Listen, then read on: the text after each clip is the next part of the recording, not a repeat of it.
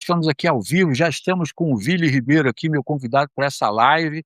A gente vai falar, o Vili é palestrante do Foto em Rio, que vai acontecer agora próximo mês. As informações vão todas aparecer aqui num post. Logo depois que essa live acabar, vai virar um post e vocês vão receber por e-mail. Se você não é assinante da Obscuro, já se inscreve aqui para você receber essa postagem e poder assistir a tudo que a gente vai falar hoje aqui. Vili, primeiro, obrigado pelo aceite do convite aqui, por a gente estar fazendo essa live aqui agora. É um prazer, a gente já se falou várias vezes, né, Sim. na internet e tal, é um barato mesmo. E, Vili, já queria começar logo já com o pé nos peitos aqui. É, Você fotografa, cara, é o caos, né? Crianças no estúdio e tal. Como é que é fotografar? Eu te admito para você que eu acho que eu não teria traquejo para fotografar crianças, dada a imprevisibilidade delas. Como é que você trouxe isso daí para dentro da fotografia infantil? Cara, na verdade, eu comecei fotografando corporativo, né. Sim, lembro. E eu fui antes de ser fotógrafo, eu fui produtor de cinema durante 18 anos. E aí, quando eu comecei a fotografar, eu comecei no corporativo. Comecei trabalhando numa revista onde eu fazia retratos, né, das pessoas, e e aí eu parti para o corporativo. Eu fui trabalhar para o Grupo Boticário, onde eu fiquei lá durante 3 anos, fotografando só corporativo.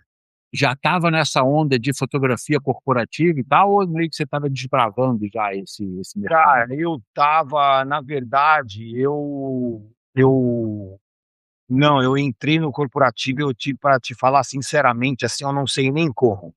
Aham, Eu aham. tinha um amigo em comum com uma amiga que era produtora também, e que me conhecia há mais tempo, e aí ela falou: "Pô, tem um cara que tá precisando de um fotógrafo, você não quer conversar com ele?" E eu fui lá conversar com ele, e aí por acaso, assim, acabei caindo dentro do Grupo Boticário junto com ele. E na verdade esse cara, ele era do marketing Uhum,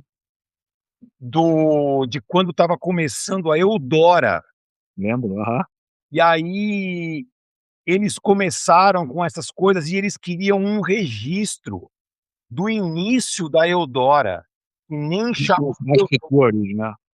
nem chamava Eudora ainda, chamava, tinha um outro nome lá que era uma sigla. Aham. E aí eu comecei a acompanhar com ele o crescimento da Eudora, desde o escritóriozinho deles, que eram, assim, acho que umas 20 pessoas, até o último escritório deles, que é ali na frente do Shopping Morumbi hoje em dia, que tem mais de 200 funcionários, assim. Uhum. Então eu fiquei com eles lá durante 3 anos fotografando o corporativo, que não tinha absolutamente nada a ver com criança. Que louco.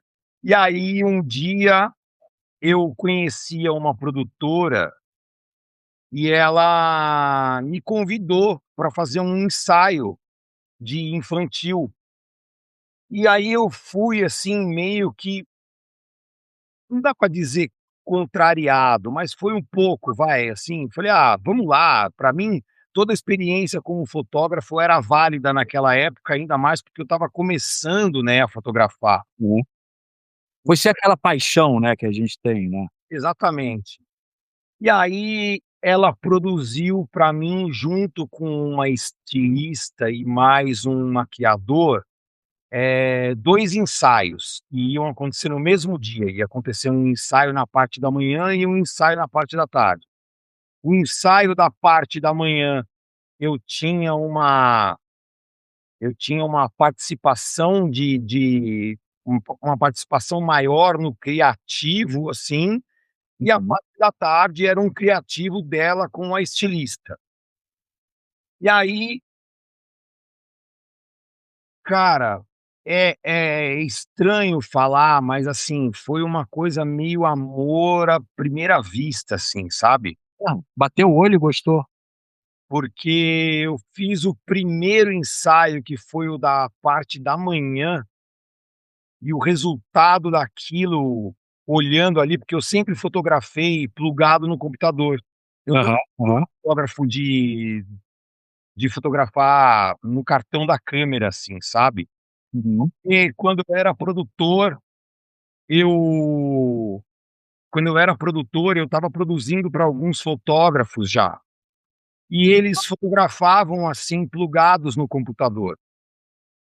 E aí eu achava aquilo demais, né, e eu achava já, né, falava: "Cara, isso é muito moderno, né, isso é tudo muito moderno, assim". E aí eu quis começar já dessa maneira. Então eu comecei fotografando plugado no computador. E aí esse meu primeiro ensaio, que está no meu portfólio até hoje. Eu estou mostrando, enquanto você está falando, eu estou passando aqui algumas fotos sensacionais, para o pessoal ver também. Sim. E aí, quando eu fui para o terceiro, quando eu fui para o segundo ensaio, que era na parte da tarde, cara, eu já estava apaixonado, Renato, eu já estava apaixonado. Eu já estava fotografando aquilo ali com um mega amor, sabe. E aí, dali para frente, eu entendi que eu queria fotografar, dar continuidade naquele trabalho de infantil. Então, eu, essa produtora, a stylist, o maquiador, a gente acabou produzindo mais 3 ensaios, juntos, que acabaram virando o meu portfólio inicial, assim. Então, quando quando eu vi que é isso, sabe, eu tenho uma lembrança vaga, assim, cara, quando eu vi, eu estava fotografando para marca de moda infantil. Mentira, deixa eu te dar uma interrompida, um segundo só, porque você tocou num assunto que eu acho vital para o fotógrafo. E eu acho que claramente, como você trabalhou na produção, você deve ter puxado isso de lá também. Aham. Você falou no maquiador, na produtora, no estilista. Você não acha que hoje, para baratear o trabalho e ficar mais acessível, esses profissionais foram eliminados e meio que a qualidade se perdeu? Ficou uma coisa meio muita referência, você não sabe onde é que Cara, eu acho que o que aconteceu nesse meio do caminho foi como que eu posso te explicar isso? Eu acho que foi um caminho contrário. Eu acho que o que aconteceu é, no começo, os fotógrafos tinham uma estilista, tinham um maquiador, aham, e aí a hora que o mercado começou a saturar, começou a entrar muita gente, aí as pessoas queriam o quê? Elas queriam ganhar mais dinheiro. sim. E aí, para ganhar mais dinheiro, elas começaram a eliminar essa parte de estrutura, entendeu? Uhum. Eu não faço isso. É, Eu não é um tiro no pé isso para o fotógrafo? eu acho um puta tiro no pé. Eu 5 tiros no pé, né. eu acho um mega tiro no pé. Cara, eu falo isso inclusive em palestra, e eu acho que os fotógrafos eles precisam entender, e eu não vou mentir, viu, Renato, eu entendo que é uma uma conta difícil de você fazer fechar, Uhum. mas eu acho que os fotógrafos começam a entrar no mercado cobrando preço de banana. Isso é um tiro no pé enorme, porque, eu vivenciei isso, por exemplo, durante a pandemia. Vou dar um exemplo meu, durante a pandemia, eu tinha um cliente incrível, que me pagava uma diária, assim, que, cara, diária de sonho, sabe. Uhum. E no meio da pandemia, eles quando começou a voltar a pandemia, assim, a gente começou a voltar a trabalhar, mesmo assim, num esquema muito militar, sabe. Aham. E a gente fazia exame antes de entrar para dentro do estúdio, aquele exame Como é que é? rápido, né, antes de entrar para dentro do estúdio para saber se você estava apto a entrar para dentro do estúdio. Uhum. E E a produtora chegou para mim e falou assim: "Olha, é o seguinte, a gente tá voltando agora a fotografar e tal, mas a gente precisa fazer uma negociação com você, porque mas é só essa época, é só essa temporada, por causa da pandemia, você sabe como é que tá difícil, cliente e tudo mais". E aí, cara, eu falei pra ela, eu falei: "Eu posso pensar?". E eu desliguei o telefone, Renato, e pensei: "Cara, Não. cachê, eu vou diminuir meu cachê para atender eles agora, ele nunca mais vai voltar a ser o que era". É, exato. E foi batata. Então, o que acontece que a gente voltando ao assunto de é um tiro no pé, eu acho que tem muito isso, sabe, porque a gente quer cobrar barato para entrar no mercado, mas é aquele negócio, a hora que você coloca o teu preço lá embaixo, o cara pensa bem, gente, é uma conta lógica de cliente versus preço. O cara pensa: "Pô, mas se o cara fez por R$ 500, Por que que ele vai fazer por 2.000? agora eu vou pagar 5.000 para ele. Aham.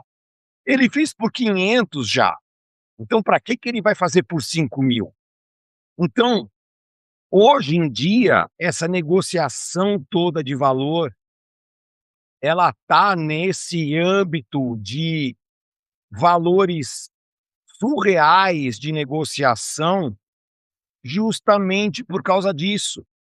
Se você quer cobrar o que o seu trabalho realmente vale, sabe, que é o valor da tua técnica, da tua experiência, da tua condução de set, da Uhum. tua expertise de, sabe, como registrar aquele momento ali com a melhor qualidade possível, o teu olhar aos detalhes das coisas, porque, por exemplo, eu tenho um cliente que ele fala: "Cara, é impressionante, te ver fotografar e ver que você repara que a meia da criança tá um pé mais alto do que o outro".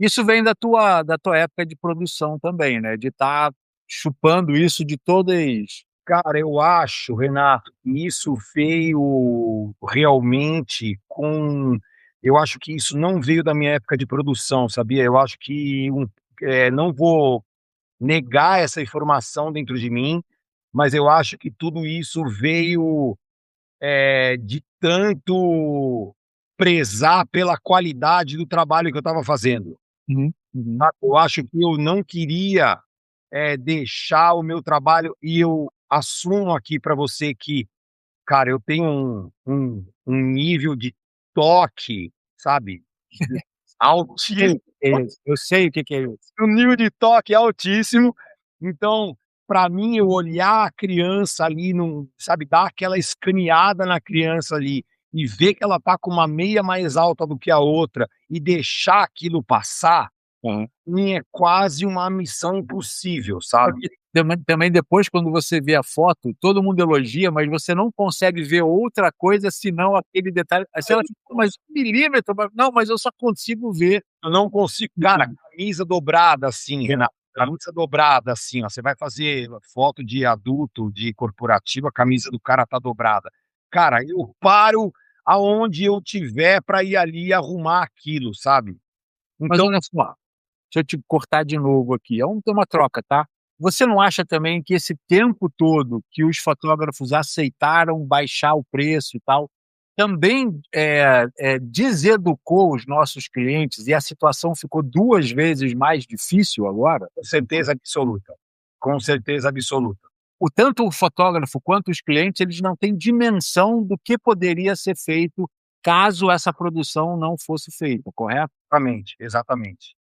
E aí eu acho que é isso, sabe, eu acho que entra, a questão toda dos clientes, Uhum. entra toda uma dinâmica em relação à precificação das coisas que atinge tudo, Renato. Sim, Eu sim. falo para as mães, por exemplo, muitas mães de criança, tá, vamos voltar para o meu nicho de trabalho, que é assim, muitas mães falam para mim: Nossa, mas o mercado tá impossível, porque agora eles só oferecem trabalho para o meu filho em troca de permuta de roupa. É, Cara, e eu falo, sabe por que que eles fazem isso? Que aí eu vou dar um exemplo, no caso da escolha dos modelos, que encaixa completamente 100% na precificação do fotógrafo, do maquiador, do estilista, de tudo. Que é assim, enquanto o cara, o cliente, cara, ele tá em total razão, em total razão do modus operandi do trabalho dele, porque para ele quanto mais ele economizar, melhor. eu concordo também. O papel dele é esse, né? É jogar para baixo. E a gente não pode nem achar ruim com o cliente. Sim. Por isso que eu tento tirar o cliente da equação, porque o que acontece é as mães dos modelos entre uma marca famosa e pega e oferece na agência de modelo. Olha, eu quero crianças nessa característica. Só que eu só posso pagar com roupa. Cara, a agência manda as crianças mais lindas e o cliente consegue fechar, por Sim. que ele vai pagar? É. Por que que ele vai pagar para as crianças se elas aceitam fazer em troca de roupa? Por que que ele vai pagar 2.000, 3.000 reais de cachê para uma criança se ele sabe que por um conjuntinho da marca dele a criança vai? Eu lembro lá na Globo, a gente tinha a mania de reclamar que cada vez mais vinham pautas cada vez mais quadradas, sabe? A bola não via redondinha. E a gente ia lá e fazia. Aí no final de um tempo eu falei, cara, a culpa é nossa. Porque realmente eu trabalhava só com jornalistas, né, assessores de imprensa e tal, eles não entendiam a feitura da fotografia.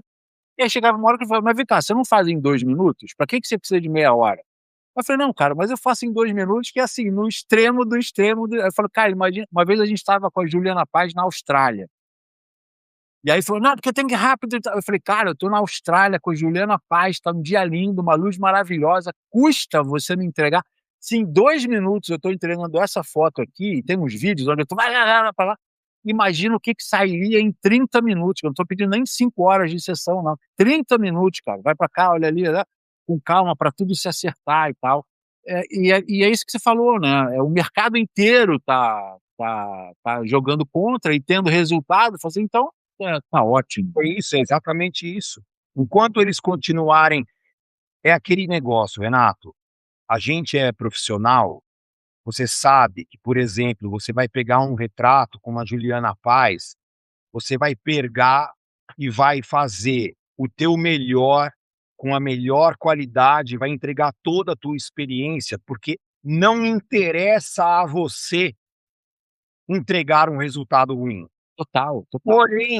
Porém, enquanto o Renato, o Vili continuarem entregando resultados incríveis em 5 minutos, A gente vicia os caras. cara, para que que o cara precisa de, sabe, dar uma diária inteira pra gente fazer um retrato? O cara não precisa, porque ele fala, imagina, na próxima vez que ele for chamar, ele já fala, pô, cara, vamos chamar o Vili, o Renato, porque em 10 minutos eles resolvem essa foto pra gente. Cara, isso é a coisa mais detectável do processo, você é sempre chamado para pegar um incêndio que já está comendo o prédio inteiro. Então eu falo, pô, mas você não resolve? Eu falei, pô, meu irmão, mas me dá um prédiozinho inteiro aí para eu fotografar numa boa. Não esse desespero, entendeu? Às vezes, Vili, até quando você tem as 5 horas para fotografar, tudo bonitinho, no estúdio, tá, raríssimas vezes, eu tô lá, vrá, vai, porque já é tão Exatamente. mal. Tipo, hoje, antes de entrar contigo,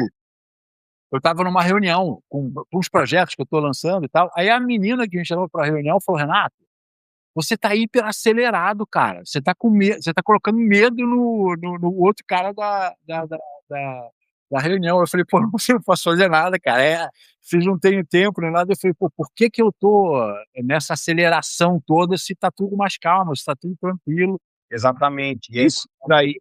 Então eu acho que a gente vai, né, a gente vai acostumando a fazer as coisas assim, E aí uma hora é o que você falou, a gente mesmo que a gente não concorde com esse, né, mesmo que a gente não Modus operandi. modus operandi, a gente acaba operando dessa maneira, porque a gente sabe, cara, eu faço trabalho, Renato, que eu tenho, assim, a primeira foto da manhã é sempre aquela que eu tenho um pouco mais de tempo para iluminar.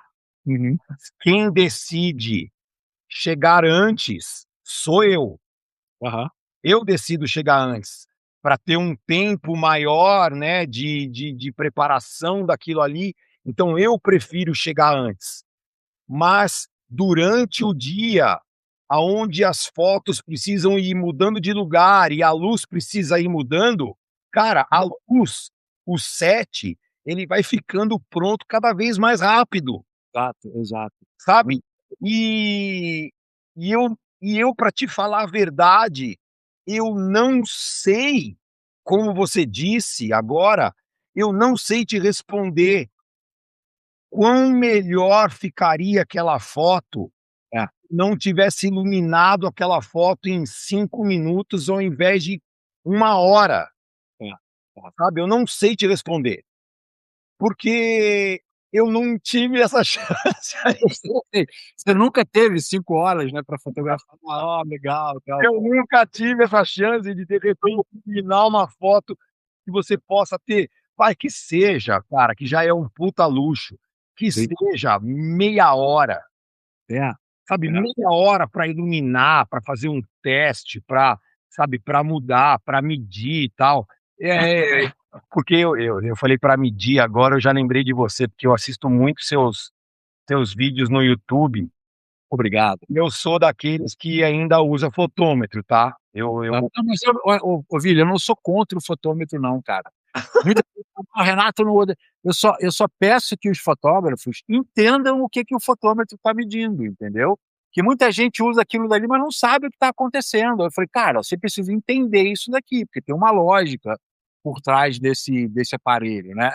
Você pega um médico com 80 anos, ele vai te ver lá, olhar e falar assim: "Não, tá tudo bem", mas quando dá uma merda, ele vai pegar o estetoscópio e vai colocar ali na coisa, né. Aham.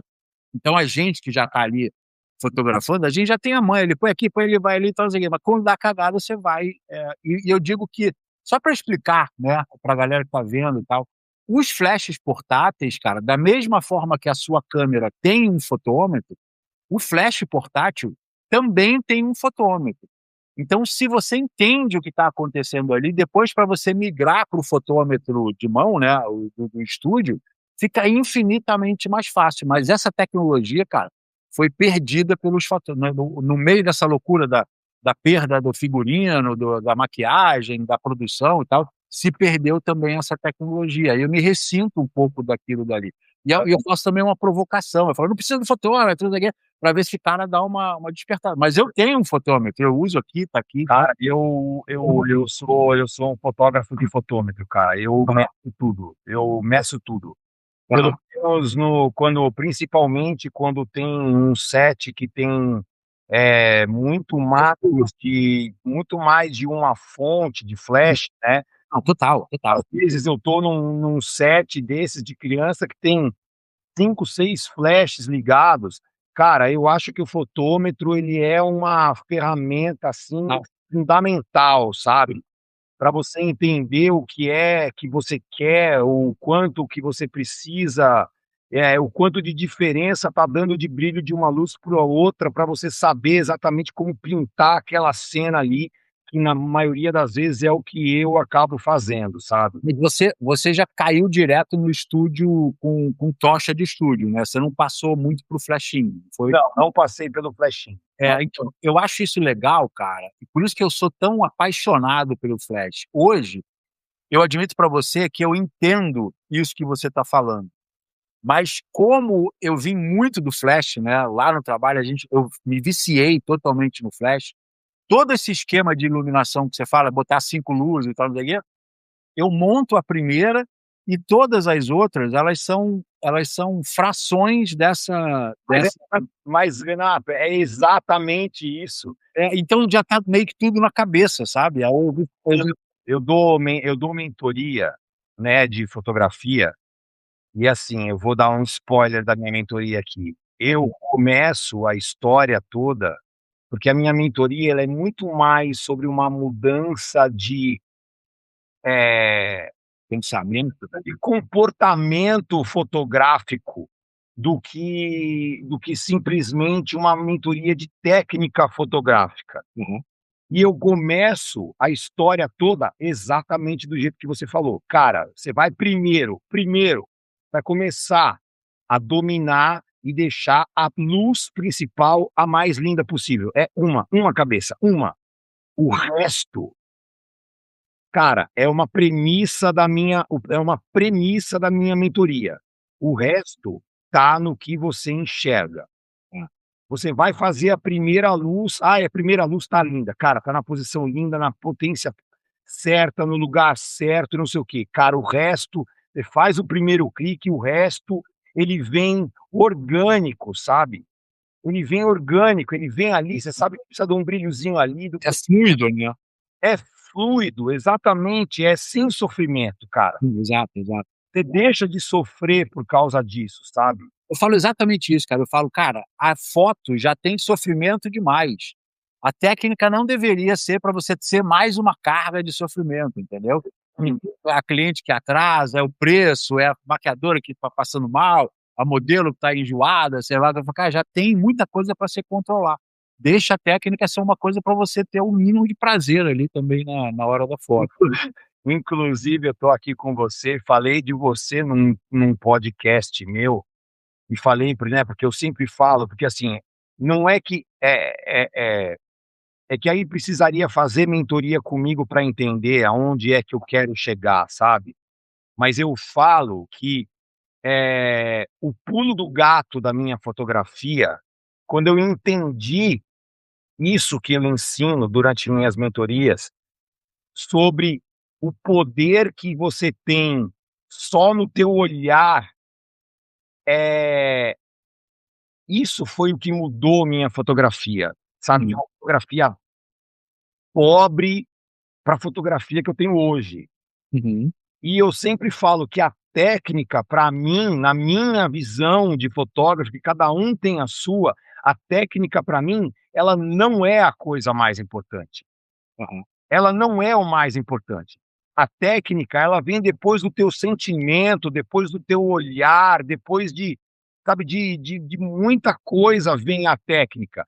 E numa dos meus podcasts eu falo: "Cara, eu não estou dizendo que a técnica não é importante, pelo amor de Deus". Ontem mesmo eu estava vendo um eu estava vendo um vídeo do Renato Rocha Miranda que se ele ver ele vai me matar. Não, cara, eu sou super tranquilo em relação a isso. É que sabe qual é o meu grande, eu sou engenheiro civil, né, então eu tenho uma as pessoas até brincam comigo, né, falam: "Pô, você", a minha ex-mulher, a mãe da minha filha, ela dizia: "Renato, às vezes eu olho para tuas fotos e eu vejo um gráfico", né. Ela me criticava me elogiando, né, e eu concordava com ela, às vezes, era tudo muito hoje eu estou muito mais fluido em relação a isso. Aham. Porque que hoje em dia, Vini, tem um discurso por aí reinante, você já não tem maquiador, você já não tem, figurinista, você já não tem produção, as locações são meio xoxas, a iluminação já é meio normal e tal, e tem um discurso reinante, que é uma sequência de um discurso, a gente que já está há bastante tempo no mercado já pegou isso daqui. Há um tempo atrás, na virada do século ali, em 2000, assim, tinha que: "Não, estudar história da fotografia não é importante, é perda de tempo". E aí os fotógrafos perderam a raiz ali, né. Pô, Aham. ninguém sabe quem é Richard Avedon, Helmut Newton, Irving Penn, é difícil você ver esse Ansel Adams e tal, a galera da moda. Não, pelo amor de Deus, olha aqui, ó, do lado, ó, do lado. Comprar um livro e tal, veio essa coisa Ó, de do lado. espera aí, deixa eu tirar aqui a tela. Aí, show. Ó. É meu livro de cabeceira, bicho, É, ó. pô, Livro de esse cabeceira. esse cara me dá vontade de abandonar a fotografia quando eu vi as fotos dele. Aí agora tem uma forma de falar sobre a fotografia que é o seguinte: "Ah, eu vou ensinar para você do meu jeito, sem os termos técnicos que confundem a tua cabeça".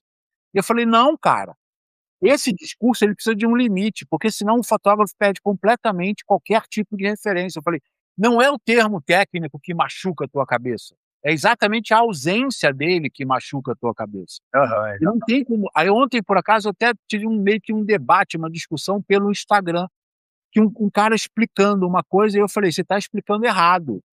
Aí ele falou: "Não, não, eu tenho um jeito de pensar". Eu falei: "Tudo bem, eu não estou criticando o teu jeito de pensar, mas esse jeito de pensar está errado, não é isso que acontece". Aí ele falou: "Não, mas se todo mundo pensar da mesma forma, ninguém está pensando nada diferente". Eu falei: "Não, cara, está errado o que você está fazendo.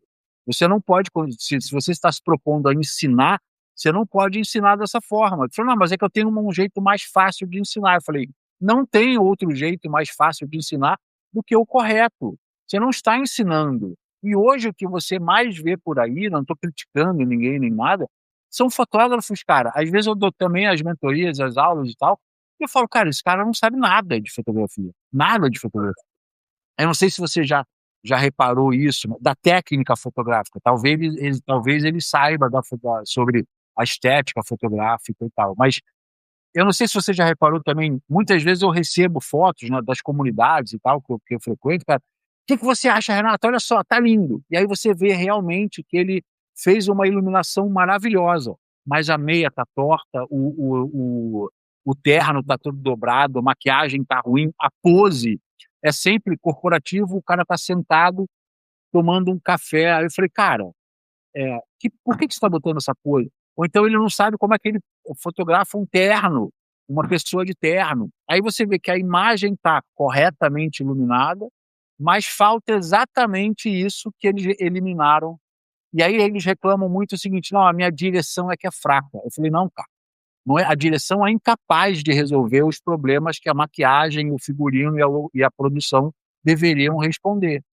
Não é a tua direção que tá falhando aí, entendeu? Tem outros processos que foram eliminados nesse processo". eu tenho uma sobre dando continuidade nesse mesmo assunto que você está falando, eu falo sobre essas referências, né, que você citou agora, gigantes da fotografia, assim, e que tem gente que se você falar, cara, tem um fotógrafo hoje em dia que se você falar quem é o Richard Avedon, o cara não sabe, cara, isso é um Não tinha o Salgado, cara já. cara, isso é um sacrilégio, sabe.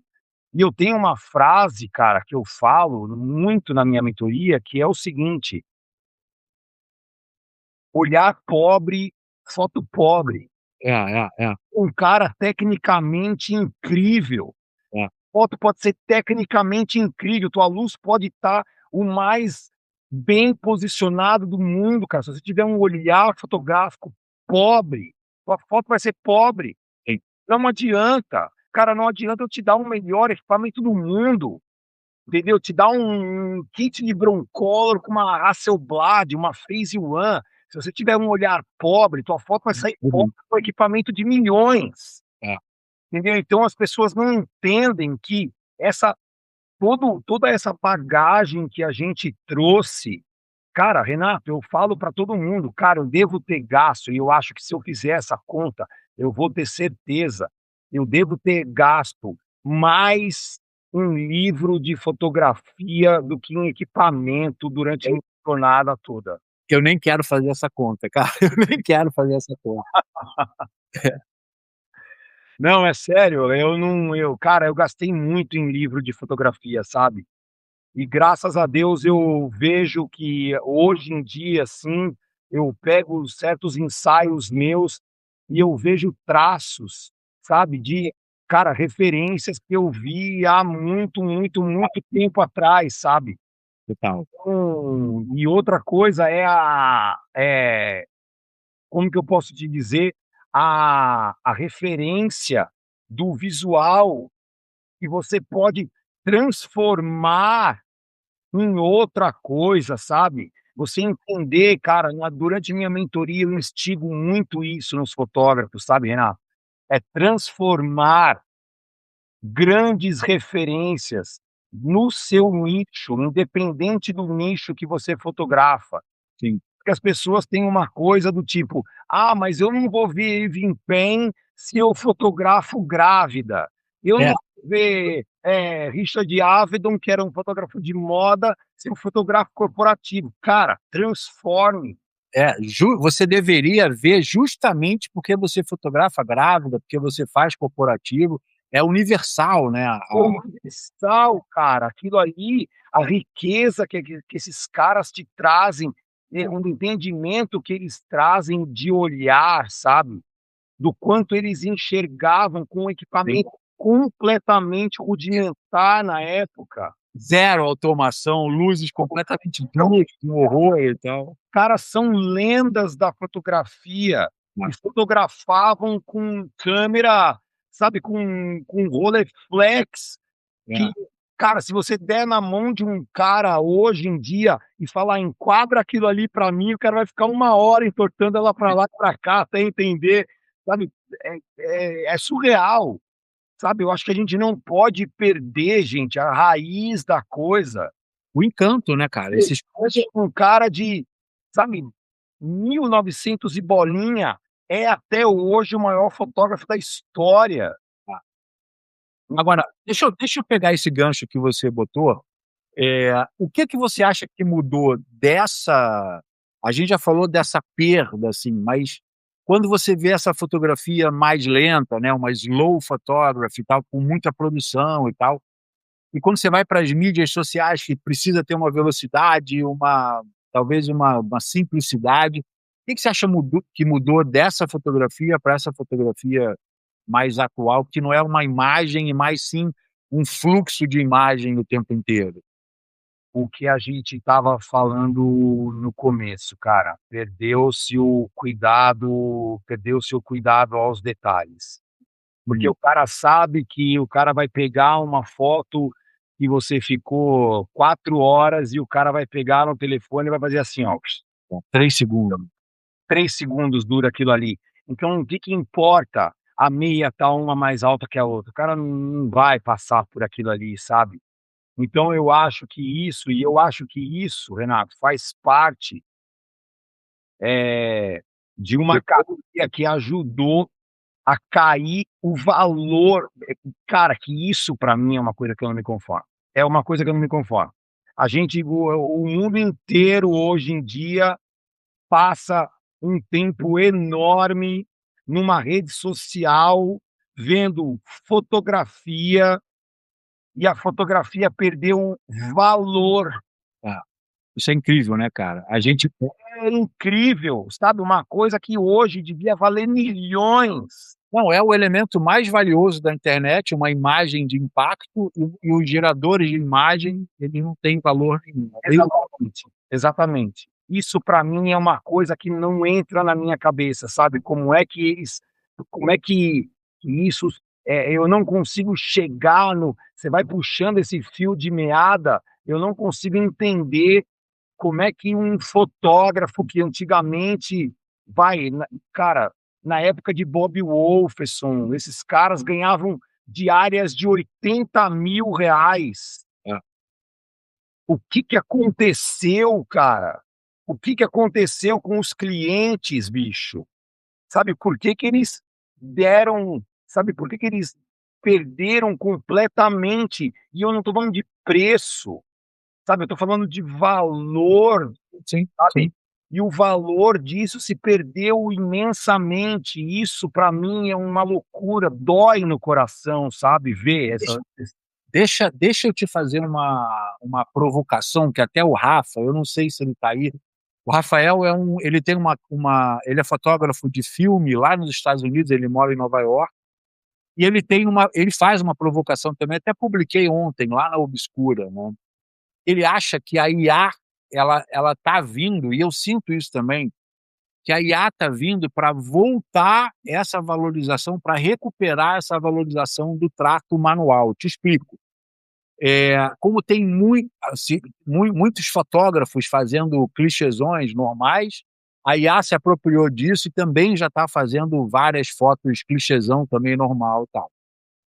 E você vê recentemente, por exemplo, a Apple fez um anúncio do novo, eu não lembro agora qual produto que eles fizeram, foi totalmente feito, o recorte da maçã foi feito com um profissional recortando, não teve CGI, não teve nada. Uhum. A Hermès lançou um anúncio agora também todo feito com, preparação manual e tal. E você começa a ver também que a IA está começando a ficar muito marcada como uma coisa mais vulgar, mais pobre, né, não de grandes, marcas. Você não acha que está chegando também num momento em que a volta dessas superproduções manuais, onde o maquiador fera vai estar maquiando, onde a modelo vai ser real, onde o fotógrafo vai estar lá, pode estar voltando também agora, graças à IA, e deixar esse mercado que a gente, por acaso, chafurdou aí, né, a gente, eu digo os fotógrafos em geral, deixar esse mercado pra IA e realmente reservar uma fatia para uma galera mais artesanal e artística. Eu acredito que eu tenho acompanhado muito o que tem acontecido com as grandes marcas de luxo, por exemplo. Sim. E eu acho que isso vai acabar sendo uma tendência, porque as marcas de luxo, por exemplo, elas sentiram com essa vinda das redes sociais, tá, não vou nem falar da IA, vou falar das redes sociais. Elas viram um tipo de banalização da marca, Aham. né, uma coisa que tá ali o tempo todo, aquilo perde a exclusividade, sabe, a pessoa vai lá, compra aquela jaqueta que vale $50.000 e ela sai fotografando e aquilo tá em todo lugar, aquilo acaba perdendo a raridade, né, visual da imagem, então da marca. Então eu acho que um pouco isso vai acabar acontecendo, sabe, porque a a a IA, hoje em dia, ela não tem é inegável que ela é um assunto em pauta, sabe. Eu acabei de perder um trabalho para IA, e o cliente falou para mim: "Não, a gente vai fazer com IA e não sei o que, não sei o que lá". Cara, e eu, ao invés de ficar puto, eu entendi que, cara, ele é um profissional de marketing, ele tem que mostrar para o cliente, para o dono da marca, que ele está por dentro do assunto. Então ele é obrigado a introduzir aquilo no dentro do ambiente dele, só para mostrar que ele está por dentro. Sim, sim. Agora, não que isso vá fazer o trabalho que ele gostava de fazer, porque no fundo, Renato, esses caras mesmo, eles vão eles vão acabar perdendo o prazer do que eles vinham fazendo. Sabe, como eu vejo hoje, por exemplo, grandes filmes, cara, que são feitos, o ator que antigamente, sabe, corria nos campos na Nova Zelândia, que andava de barco, que não sei o quê, que pulava de telhado amarrado por corda. Hoje em dia esse cara não sai mais de dentro de um estúdio, É. tudo feito em fundo verde, sabe. Então essas coisas estão perdendo um pouco do glamour, sabe. Uhum. Eu acho que a fotografia, ela acaba indo para esse mesmo caminho, sabe. Eu acho que a fotografia ela vai acabar chegando num lugar aonde as pessoas vão querer mesmo a experiência de serem fotografadas, sabe. As pessoas vão querer de novo o que você falou, sabe, produções aonde as pessoas estão ali juntas, todo mundo, que tem uma interação, que tem uma troca de ideia, uma troca de referência, uma troca de, sabe, uma troca de desenvolvimento daquilo. Uhum. Porque, sabe, uma coisa, já já um diretor de arte de uma agência, de uma marca, ele chega, escreve num papel o que ele quer, passa para um cara de IA, aquilo volta pronto. Ele nem saiu do escritório, ele não criou nada, É sufocante, né. cara, ele vai acabar perdendo o tesão pelo trabalho dele. Então eu acho que essas coisas elas vai acabar tendo uma reviravolta, sabe. Vai acabar voltando, porque o caminho ele não é satisfatório, sabe. Ou vai acontecer o quê? O diretor de arte, que antes tinha uma parte criativa, intelectual ali, ele vai ser obrigado, para não perder o trabalho dele, a virar um operador de máquina. Um escritor de prompt, né. Um escritor de prompt, porque aí o cara fala: "Pô, mas se isso daí tá vindo da tua ideia, por que que você mesmo não cria?". E aí o cara vai ter que voltar a sentar na frente do computador e ficar ali sentado, sabe, o cara vai virar um programador, um cara que era um artista. Então eu acho que em algum momento os caras vão acabar caindo na real desse, sabe, dessa transformação que como a gente usou o termo, tá sendo um tiro no pé, sabe. Então, não sei, eu acho que a gente vai acabar voltando como há uns tempos atrás as pessoas voltaram a fotografar em analógico, sabe, vai entender, sabe, as câmeras, meu, cara, eu ia lá na galeria da 7 de Abril ali, tinha Hasselblad a R$ 800, hoje uma Hasselblad custa 5.000. Sim, voltaram a Quer dizer, cara, alguma coisa aconteceu, sabe, alguma coisa aconteceu, para o cara voltar a cobrar 5.000 numa Hasselblad, alguma coisa aconteceu, sim, sabe, as pessoas voltaram a procurar, aquilo voltou a ter valor, então, eu sim, as acho eu máquinas acredito. voltaram, tá tudo voltando, né, Sim, os filtros e tal. Tá bem, eu acho bem intere a gente está num mercado, num momento bem interessante do mercado. Eu fico muito feliz de ter acompanhado, né, fotografei com filme, com médio formato, com o celular, agora com a IA também, você poder estar no meio dessa confusão e ativo ainda, né, fotografando, pensando, eu acho um privilégio absurdo. Agora, Vili, me tira uma dúvida aqui, essa a gente fala fotografia infantil e tal, mas os teus trabalhos, são para marcas que fotografam crianças, né, roupas para crianças, produtos para criança, ou também você faz famílias que te contratam para fotografar seus filhos e tal? Porque teu trabalho, cara, tem uma marca muito forte, vou até compartilhar aqui, de de umas superproduções, assim, que é difícil de você ver num retrato de família ou deixa eu botar aqui no Kids aqui. E uma outra coisa também que eu acho muito legal no teu trabalho, eu já tinha percebido isso, é uma unidade, né, tanto nos retratos, no fashion, no Kids e tal, você vê, o mesmo estilo, parece que a mesma equipe estava te acompanhando ali para fazer todos os trabalhos. Você fotografa para marcas infantis ou para famílias fotografando seus filhos? cara, eu fotografo para os 2 nichos, assim. Eu trabalho, por exemplo, isso que você está passando agora é tudo publicidade, moda, é tudo coisa para marca, para cliente, de marcas. Aham, Marca de roupa, marca de e aí essa parte agora, por exemplo, dessa menina que tá aí com a mão para cima no vestido preto, para baixo, já são trabalhos pessoais meus que eu vendo para mães que têm muita vontade de fotografar comigo, eh, e a gente acaba não se cruzando em trabalho, né, porque não tem trabalhos assim para todo mundo, né.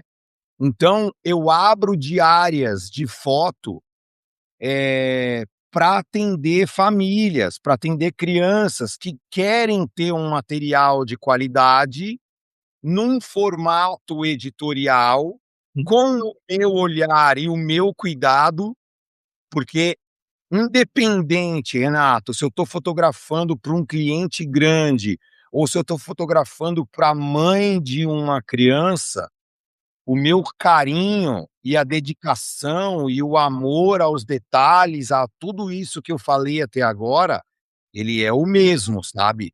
aham.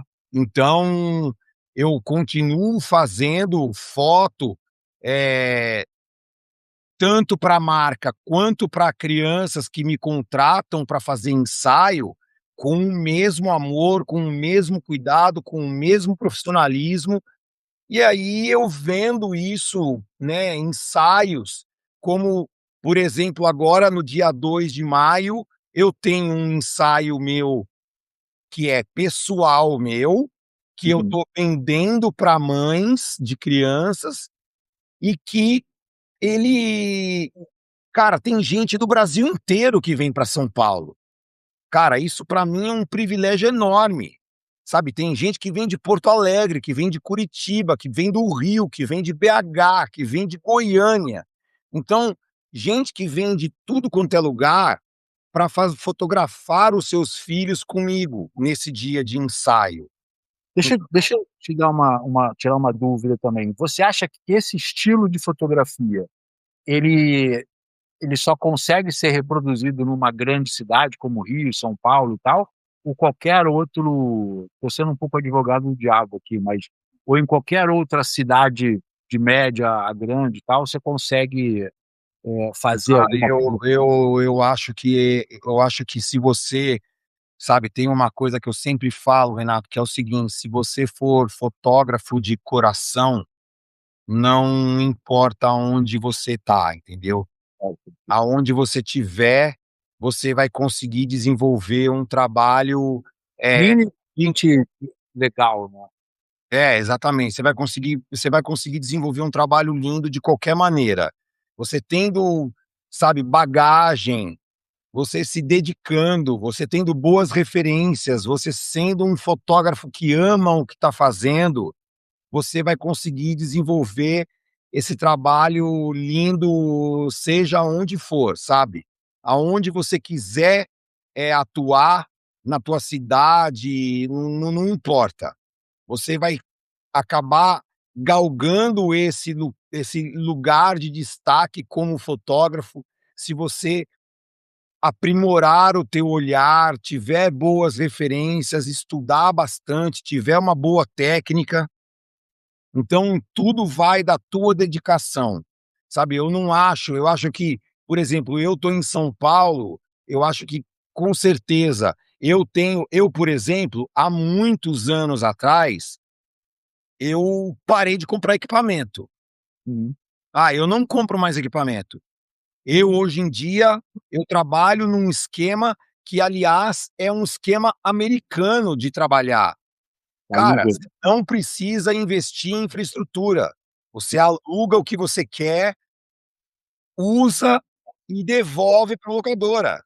Sim. Até porque você acaba não tendo custo absolutamente nenhum de manutenção desse equipamento, você acaba tendo uma, uma gama muito maior do que você pode usar.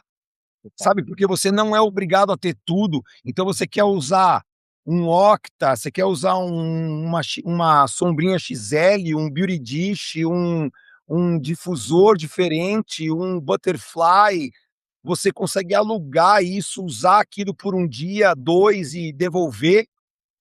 Então, tudo isso para mim é um mega privilégio, sabe. Eu tenho um amigo fotógrafo de Blumenau, por exemplo, que tem estúdio. Cara, o que aquele cara tem de equipamento é um sonho, mas pergunta para ele se ele tivesse em São Paulo ou no Rio, aonde tem grandes locadoras, né, que você pode locar tudo, se ele teria aquele equipamento todo. Ele não teria, sabe, porque ele tem que tomar um mega cuidado, porque ele sabe que certos equipamentos que ele tem ali, se quebrar, não tem quem arruma no Brasil, e por aí vai. Então eu acho que as vantagens de você estar em grandes centros, né, do país, né, estar em São Paulo, estar em Curitiba, estar, no Rio, em BH, é essa é essa vantagem de você poder ter uma estrutura que te possibilite ter o melhor equipamento que você quiser, alugado por dia e tal. Mas se você é fotógrafo mesmo de alma, de coração, não importa para onde você vai, entendeu? Eu sou um fotógrafo de alma, cara, fotógrafo de coração. Não Para dá pra qualquer lugar no mundo que você me mandar, o meu trabalho vai ser o mesmo, sabe? Porque é o meu olhar, é a minha experiência, é o meu amor, é o meu, sabe, é o meu jeito de fazer aquilo que vai imprimir nas minhas fotos. não dá pra isso, é uma característica evidente, você vê na foto que quem está fazendo ali estava se divertindo e curtindo demais ali. Sim, sim. Foto tem a qualidade é indiscutível e a tua felicidade ali também é patente. E vem cá, Vili, 9 e 10 de junho é o Foto em Rio, aqui no Rio de Janeiro, na Lapa, Ville de Galli, o hotel.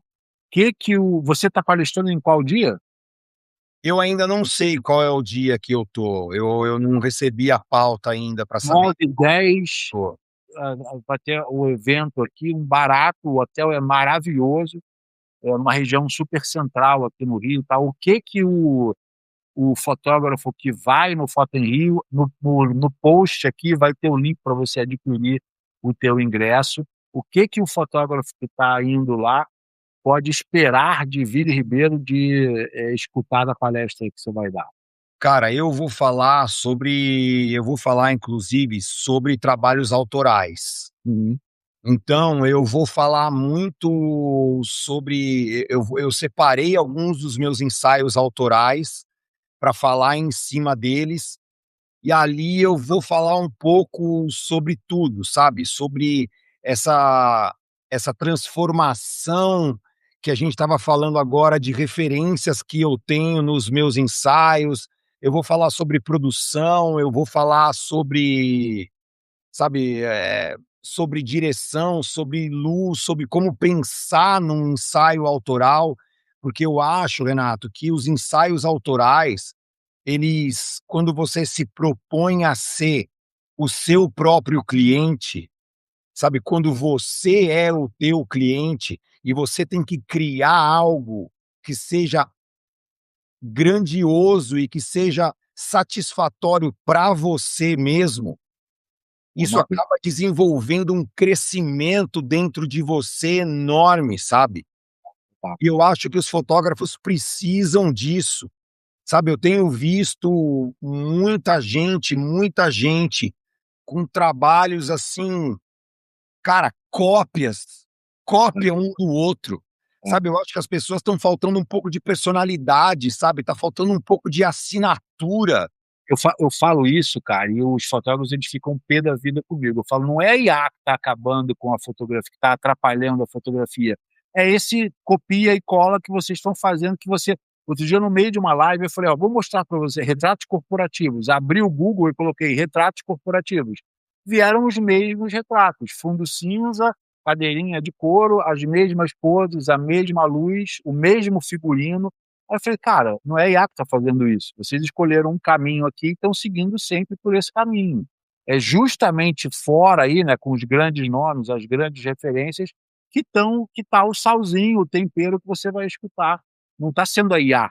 E pelo Exatamente. contrário, a IA vai pegar essas mesmas referências e vai fazer com mais facilidade, com mais rapidez, então vai matar vocês, então tratem de buscar. E sabe o que eu acho mais louco, cara? É que logo depois vem a pergunta: "Mas onde é que a gente pega a referência?" Eu falei: "Porra, cara, vai no Google e coloca mestres da fotografia, qualquer coisa, aí você vai ver vários nomes ali e começar". Cara, ou vai no tem que ser um pouco isso, sabe. Eu acho que a gente tá precisando as pessoas estão precisando entender que a fotografia, ela não nasceu em 2020, cara. Fotografia nasceu em 1900 Anos aí. bolinha, É. sabe. E tem muita gente que passou por esse caminho e que, eh sabe, primeiro criou a trilha, depois fez a terra batida, depois pôs o paralelepípedo, depois asfaltou e depois pôs a calçada pra gente chegar aqui. Não, e é engraçado que Agora estamos esquecendo disso, sabe. muitas vezes você vê a pessoa com um trabalho: "Não, é revolucionário e tal", eu falei: "Cara, isso foi feito em 1934. de um jeito completamente diferente, você nem sabe que foi feito, está achando que tá revolucionário. Exatamente, eu acho que a gente precisa entender, sabe, eu falo isso durante minha mentoria também, que eu acho que é assim, que é justamente eu quero dizer sobre o caminho, sabe, Renato? Aham. Eu falo assim: "Você precisa". Renato, te juro por Deus, eu pego o mentorado meu e falo para ele assim, faço uma pergunta simples: "Fala uma coisa para mim, quem é tua referência É, na fotografia? Quem é tua maior referência?". Renato, o cara aponta o cara que mora na cidade dele. Você fala: exato. "Bicho, não é possível". Falo: "Cara, eu quero uma referência, alguém longe, alguém que você fala: 'Cara, isso daqui eu não vou chegar'". Porque o Intocável. problema não é chegar naquele cara, mas é o quanto você trilha em busca daquilo. Você vai trilhar um caminho que até você chegar naquilo, a evolução, cara, é um negócio que não tem preço, é surreal. É. E o quanto você precisa, você cara, eu vou dar um exemplo simples, Renato, que você sabe. Pega uma foto, fundo branco, Richard Avedon. Faz igual. Vai lá e faz igual.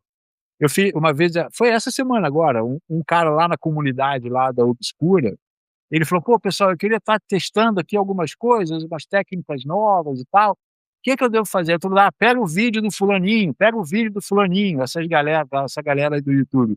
"Pega o vídeo do fulaninho", eu falei: "Meu irmão, pega essa", aí peguei o Horst P. Horst, que é um fotógrafo de 1900 e lá vai bolinha, e o cara é de uma luxuosidade, assim.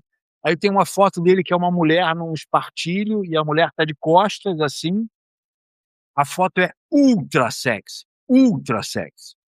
E aí eu falei: "Cara, pega essa foto aqui e replica isso daqui. Se você conseguir chegar nesse nível de fotografia aqui, com a tua câmera com autofocus, com a tua lente ultra nítida, com a tua luz Godox ultra pack blá, blá, blá, blá, blá, se você conseguir montar isso daqui, você já está no caminho certo. Se pelo menos você tiver dificuldade de chegar aí, você já está no caminho certo. A última coisa que você vai fazer é buscar referência no YouTube. Refaz o que essa galera fez, sem os recursos que você fez e tal. A galera não consegue fazer, cara. Não consegue, é o que eu falo, eu passo uns exercícios durante minha mentoria, que é justamente para as pessoas entenderem o quanto falta elas enxergarem, porque elas estão preocupadas com a técnica, com o flash, com a marca da A câmera, nitidez máxima, né. com a nitidez da coisa, não sei o quê, e elas não estão parando para imaginar e para enxergar que o que falta nelas, cara, tá no corpo dela antes mesmo dela clicar alguma coisa, sabe. Essa foto aqui, ó, tá vendo aí? É, então, imagina. Eu falei: "Faz uma chama uma modelo, coloca a luz assim, coloca mesmo fundo e tal, faz minimamente parecido". Essa foto, cara, olha aqui, foi em 1934, se eu não me engano. Olha lá, 39. Meu Eh, Deus. você consegue imaginar fazer essa foto em 1939, cara? É Não, um é surreal. surreal, né, e o cara fez rindo isso daí, entendeu. Esse e outras, né. O Não, que esse você vê embaixo do braço dela que tá na sombra, embaixo do braço tem um recorte de um cara, você pô, fala: "Não, não é possível. pô, Não, esse cara estava possuído pelo demônio". total, esse cara aqui eu olho umas fotos, cara, e eu falo: "Meu Deus do céu, como é que esse cara fez isso daí", entendeu. É, Não, realmente tem um trabalho de fotógrafos antigos, assim, que você olha aquilo ali e você fala: "Não, não é possível". E outra, né, Renato, muitos deles não copiaram de lugar nenhum, criaram e aquilo. isso é que é o pior de tudo, né, cara, o cara tirou tem uma foto do Irving Penn de uma salada, que são 2 colheres, assim, um azeite, um negócio, e cara, você olha assim, você fala: "Cara, isso aí é uma obra de arte". Deixa eu ver se eu encontro aqui. É uma obra de arte o que o cara faz. E hoje você pega, eh fotografia de comida, né, é totalmente, olha que loucura essa foto, tá. Deixa eu mostrar aqui pra você aqui, espera aí. Olha que loucura essa foto, olha que delicadeza essa foto, cara. Você olha e você fala assim: "Meu Deus do céu, como é que eu vou refazer essa foto?". Tá, quando consegue ver? Aham. Espera aí, vai aparecer aqui. Olha que loucura, cara.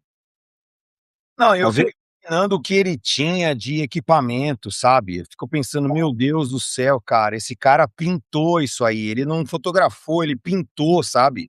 é, exato, exato. Olha que maravilha de foto. Isso é para você botar um quadro e botar não é nem na tua cozinha, na tua cama ali na Exatamente. Não, o cara era realmente incrível, cara. Tem umas coisas que é isso, né, Renato, esses caras eles tinham um olhar artístico que alta. é isso que essa galera que tá agora, cara, não desmerecendo, tá, Renato, porque tem muita gente incrível Sim, sim. fotografando hoje em dia, muita gente incrível. Mas falta muita, mas eu acho que e outra, eu acho que todos esses que eu falo, cara, são incríveis. Se a gente sentar para tomar um café, para tomar uma cerveja, esses caras vão falar: "Meu, porque eu amo Avedon, porque eu amo", sabe, eu amo, La Chapelle, eu amo não sei o quê. Cara, eu assisti pela quarta vez agora o Diário de Andy Warhol, que tá na Netflix. Netflix, é. Cara, maravilhoso. Cara, David LaChapelle, Era assistente dele. cara, você fala mentira. David LaChapelle, cara, era amigo do Andy Warhol. Você olha as fotos dele, se existe alguma coisa moderna no mundo hoje, é David LaChapelle. É E o fogo. cara o cara é antigo demais da conta. Então você fala: "Meu, esses caras eles trazem, sabe, referências das coisas que você fala: "Meu, não é possível", sabe. Não, é uma dificuldade muito grande mesmo, é meio frustrante até, cara. Mas já não tem jeito, né, é o caminho que a gente escolheu, vai ter que é o desafio de cada um, né, eu acho que eu vejo isso, por exemplo, na Obscura eu vejo muita gente: "Pô, Renato, falta referência, falta referência, falta referência". Lá no Instagram é batata, se eu faço um vídeo falando sobre equipamento, a Nikon lançou uma lente, não sei o que e tal, dá 20.000 visualizações. Se eu falo outro dia eu botei sobre a Gerda Taro, a mulher do Robert Kaplan, trabalho da Ai, mulher meu disse, Deus. deu 500 visualizações. Então também tem um discurso dizendo que querem referência, mas quando a referência chega também no fotógrafo que é famosinho no bairro ali da coisa, não vai muito longe, entendeu. Concordo contigo também. Mas eu acho que um amigo meu fala isso também, ele fala: "Cara, vocês são a resistência, vocês têm que produzir, botar mais coisa e tal, porque, tem que sair daí também de algum jeito, né, a Sim, sim. galera antiga tá se indo aí, tá mais quieta e tal, perderam acho que o bonde da internet também, então de certa forma tem que ter esses oásis aí. Sim. Qual a dica que você daria pra gente terminar esse papasso aqui que a gente poderia passar aqui umas 13 horas falando Fácil. aqui, fácil. A gente vai se encontrar lá no Foto Rio, com certeza, eu vou estar lá também, a gente troca uma ideia. Aham. O que que você diria hoje para o fotógrafo que está querendo ir para esses ensaios mais, infantil, retrato, moda e tal, mas um trabalho mais elaborado, qual é o grande conselho que você daria? Cara, eu acho que o grande conselho que eu daria, vamos continuar seguindo nessa linha que a gente está conversando até agora, eu acho que eles precisam entender que é o seguinte: você fotografa criança, a tua referência não precisa ser fotógrafos de criança. Exato. Você fotografa gestante, as tuas referências não precisam ser fotógrafos de gestante. Você é fotógrafo, você tem que ter o poder de transformar as coisas, entender o como transformar as coisas. Então a gente estava falando mesmo agora. Eu, por exemplo, se você pegar no meu Instagram, você vai ver um ensaio em preto e branco, eh, cara, que aquilo foi uma inspiração em Peter Lindbergh. Maravilhoso. Lindbergh nunca passou perto de fotografar criança na vida. E eu olhei aquilo ali, aquilo entrou dentro de mim, eu relacionei o peso que o Peter Lindbergh teve na história da fotografia, e transformei aquilo num ensaio meu. Eu fiz uma cópia do que ele fez? Não, não fiz uma cópia. Aquilo ali tem a minha personalidade, a minha caminhada, o meu olhar, a minha luz, mas a referência foi uma transformação de um trabalho de um grande fotógrafo no meu trabalho. Uhum. Então a dica que eu dou para as pessoas hoje em dia, para os grandes fotógrafos hoje em dia, para fotógrafos que estão começando hoje em dia, é isso: entendam a transformação da arte no teu trabalho. Comecem a pegar isso e trazer isso para vocês, para a linguagem de vocês, sabe? Como eu disse, eu assisti pela terceira vez um documentário do Andy Warhol. Tudo bem, ele teve os momentos fotógrafo dele, sabe, fazendo polaroids e não sei o quê, mas o que eu absorvo daquilo é todo o sentimento, sabe, que ele conta a história dele, sabe, cara, eu falo que teve momentos ali no documentário dele que tem um certo nível de promiscuidade, uma coisa assim, mas se você fizer uma análise no geral, aquilo tudo que ele fala, ele conta da vida dele, cara, aquilo é carregado de um sentimento, de uma tristeza, que aquilo tudo ele transferiu para a arte dele, sabe.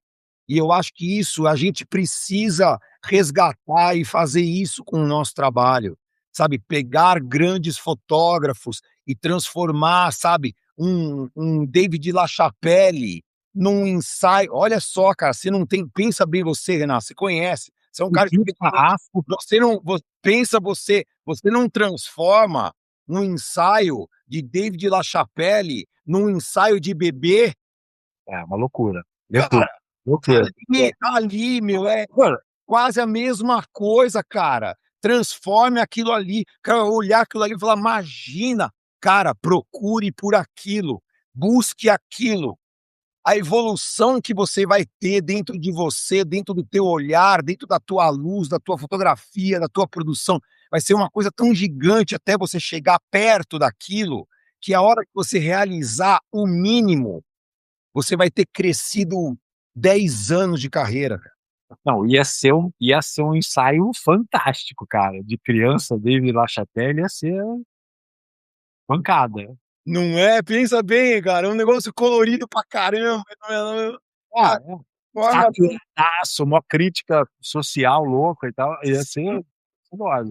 Mas, voltando assim, você não acha também que o fotógrafo, ele perdeu um pouco essa potência de criticar visualmente, mui assim, entenda bem, assim, na tua foto também eu vejo um manifesto Vili Ribeiro: "Ó, é isso aqui, ó, daqui você não passa, é daqui pra cima que a gente vai". sim, sim.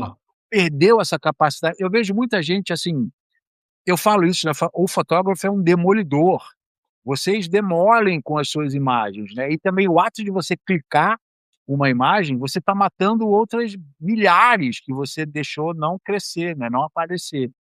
E você não acha também que o fotógrafo, e hoje em dia também com essa nossa polaridade toda, essa crítica, essa incisão, assim, que o fotógrafo é capaz de fazer, também não está ficando um pouquinho morna?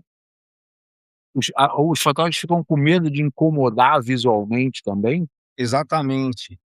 Eu acho que é aquele negócio, né, Renato, o mundo ficou, a gente tem que concordar que o mundo ficou chato demais em relação, Careta pra caceta, né. careta demais, né, ao mesmo tempo. E é engraçado, né, porque é um contraste, ao mesmo tempo que as pessoas querem mostrar uma coisa super revolucionária, uma coisa despreconceituosa com tudo, com a comunidade LGBTQIA+, e não sei o quê, não sei o que lá. No fundo, o povo é careta, né, eles É. não estão abertos à conversa, eles não estão abertos a nada, eles não querem ouvir crítica, eles não querem nada. Logo, né, ele não consegue assimilar: "Eu te odeio" e foi, né, morreu. Exatamente. Então isso é realmente uma loucura, porque eu acho que muitos fotógrafos, eu acho que eu vou ter que me incluir nessa, porque apesar de eu fazer muita coisa que eu faço porque eu quero e acabou, entendeu? Eu não vou nesse, sabe, eu não vou nessa ferida, sabe, de ser uma pessoa revolucionária como o David LaChapelle, por exemplo, que coloca umas coisas ali, né, fotografa umas coisas religiosas no meio de nu, não Total. sei o quê. Então, eu não vou nesse lugar, mas eu sempre falo, Renato, eu acho que o que me deixa triste é imaginar que se eu quisesse hoje bombar, era só eu fazer uma foto altamente, sabe, é a própria frase do Andy Warhol que a gente estava falando agora, se eu quisesse os meus 15 minutos de fama, cara, eu pego uma foto, meto uma mulher sabe, uma mulher vestida de freira, segurando um bebê branco, um negro, um de ponta cabeça, com um negócio no chão, pronto, no dia seguinte eu virei notícia. Em 15 Mas aí segundos. em 10 minutos eu desapareci também, na semana seguinte ninguém lembra mais de mim. Então, até onde vale, sabe, essa exposição, esse risco? Eu acho que tá todo mundo muito assim, sabe, eu não desmereço esse medo que as pessoas estão de se arriscar, sabe, apesar de sentir falta de ver, sabe, alguma coisa mais revolucionária, assim, eu não desmereço esse medo que as pessoas estão de ousar, porque realmente o ousar hoje em dia é um risco Perigoso, né? muito grande, é um risco muito grande. Verdade. Pô, Vili, queria te agradecer imensamente, cara. Batemos aqui mais de 1 hora de Muito obrigado, Renato, foi um prazer enorme. prazer foi meu, cara. Vamos fazer mais umas vezes aí e a gente vai se encontrar 9 e 10 de junho lá, no Foto em Rio. Você que está vendo aqui essa live, comenta aqui Obscura ou Vili aqui que eu mando o link para você logo depois, mas se você já assinou a Obscura, daqui a pouquinho você vai receber um e-mail com essa live e mais as principais reflexões aqui que a gente bateu aqui no meio super especial e vai poder comprar também o seu ingresso lá para o Foto em Rio, diretamente aqui da Obscura. Vili, brigadíssimo, obrigado a você que... Muito obrigado, Renato, pelo convite, foi um prazer enorme, a gente se vê no Rio daqui a pouquinho. Prazer foi meu, cara. Um forte abraço aí, fiquem com Deus todo mundo, a gente se vê na próxima. Grande abraço, obrigado. Tchau, tchau. Tchau, tchau.